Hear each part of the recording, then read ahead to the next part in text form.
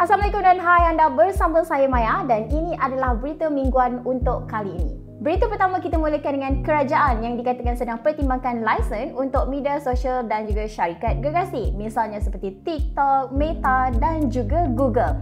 Hal ini dikatakan demikian kerana platform-platform berkenaan mampu menjana pendapatan yang dalam masa sama dia akan memberi kesan kepada syarikat media tempatan. Melalui beberapa perbincangan pihak kerajaan, beberapa langkah kini sedang dipertimbangkan bagi membolehkan platform berkenaan menjana pendapatan kepada syarikat media tempatan. Tidak pasti sama ada anda perasan atau tidak, ini adalah langkah yang sama pernah diambil oleh Indonesia pada tahun lalu yang mewajibkan pengambilan lesen kepada syarikat internet, media sosial dan juga gaming yang menyebabkan Yahoo dan Steam pernah dihalang sementara waktu. Kita teruskan berita seterusnya mengenai Infinix. Jadi apa yang baru? Kali ini GT10 Pro telah dibawa masuk ke pasaran Malaysia dan apa yang menariknya dekat sini adalah mereka mengetengahkan rekaan body yang futuristik dinamakan sebagai Mecha Cyber.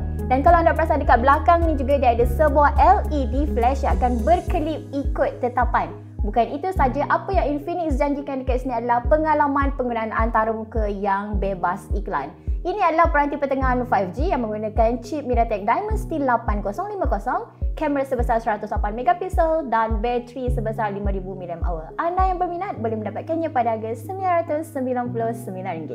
Next adalah mengenai dasar pendidikan digital yang bakal dilancarkan tidak lama lagi. Ini adalah bagi mewujudkan pelajar berpendidikan digital menerusi beberapa peningkatan seperti nilai, peningkatan dan juga kemahiran. Antara inisiatif yang diutamakan di sini adalah peningkatan kompetensi pendidikan digital. Mereka juga meningkatkan co-curriculum dan dalam masa sama mereka mewujudkan pasukan jauh hari pendidikan digital. Selain daripada itu, pelaksanaan dasar ini juga adalah bagi memastikan kefastian digital dalam kalangan guru, pelajar dan juga pemimpin sekolah yang dalam masa sama juga mereka ingin mengurangkan jurang di antara sekolah tak kira lokasi.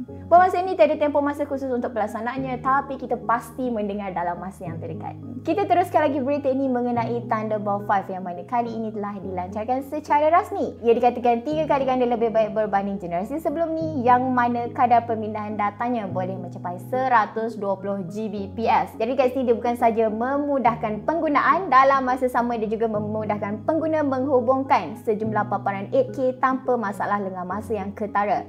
Selain daripada itu, Thunderbolt 5 juga menggunakan piawaian industri terkini termasuklah USB4 V2.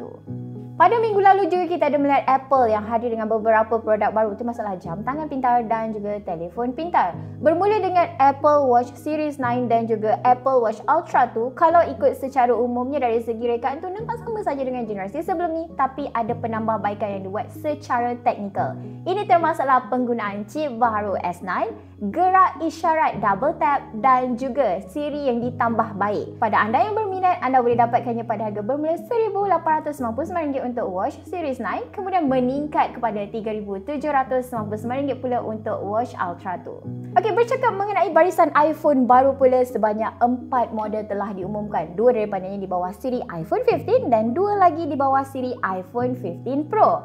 Antara key point menarik dekat sini adalah penggunaan port USB-C yang menggantikan Lightning setelah sekian lama, dan satu lagi adalah sokongan beberapa permuat termasuklah Resident Evil 4 yang boleh dimainkan pada peranti pintar buat kali pertamanya. Kepada anda yang berminat untuk mendapatkan iPhone 15, harga adalah bermula RM4,399 dan meningkat kepada RM4,899 untuk 15 Plus.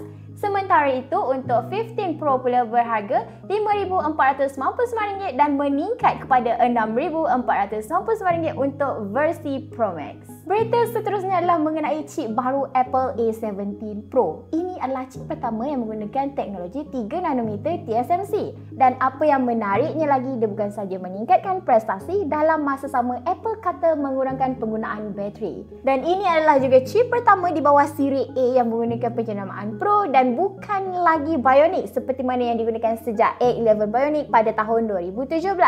Dan apa yang menariknya lagi, prestasinya dikatakan 10% lebih baik berbanding A16 Bionic dan sehingga 44% lebih baik berbanding Snapdragon 8 Gen 2. Saya tak pasti anda tahu atau tidak, tapi dunia sains pernah dikejutkan dengan kejayaan mengklon biri-biri yang dinamakan sebagai Dolly pada tahun 1996. Namun duka cita dimaklumkan bahawa saintis yang terlibat iaitu Sir Ian Wilmot dikatakan telah meninggal dunia pada usia 79 tahun disebabkan penyakit Parkinson. Malangnya sains tetap pura pantas apabila beliau tidak boleh melihat teknologi yang dipelopori sendiri bagi merawat penyakit beliau sendiri. Selepas 40 tahun, Honda Ioniq Compactor kini kembali dalam versi elektrik. Sama seperti model sebelum ni, rekaannya masih kompak dan juga boleh dilipat sekiranya perlu. Ia boleh bergerak dengan kelajuan 25 km per jam sejauh 20 km dengan sekali cas dan juga anda boleh cas semula selama 3.5 jam sahaja. Bukan itu saja, apabila dilipat, beratnya adalah sekitar 19 kg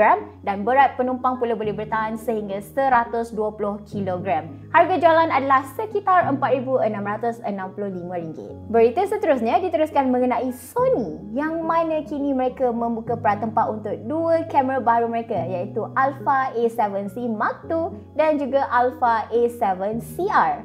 Yang mana kedua-duanya mempunyai ciri yang menarik untuk penangkapan gambar dan video yang lebih tajam dan lebih menarik dalam masa sama turut menawarkan rekaan bodi yang kompak dan senang dibawa ke mana-mana. Pada anda yang berminat, ia boleh diperatempah pada harga bermula RM10,499 untuk Alpha A7R Mark II dan meningkat kepada RM14,999 untuk Alpha A7 CR. Berita penutup kali ini adalah mengenai Mosti yang dikatakan sedang mengkaji kebolehsanaan pelancaran roket ke angkasa. Hal ini sekaligus menjadikan Malaysia membuka peluang mereka untuk masuk ke arena aero angkasa dalam masa sama juga menjadikan salah satu tempat yang mempunyai pusat pelancaran roket ke angkasa. Baiklah, buat masa ini agensi angkasa Malaysia masih dalam perbincangan dengan beberapa pihak dan dalam masa sama idea ini dikatakan akan dibawa ke peringkat seterusnya dan tiada lokasi khusus yang didedahkan untuk pusat pelancaran roket ini yang diketahui buat masa ini. Baiklah, sekian daripada saya Maya. Sekian untuk berita mingguan kali ini. Kita berjumpa dalam video yang seterusnya.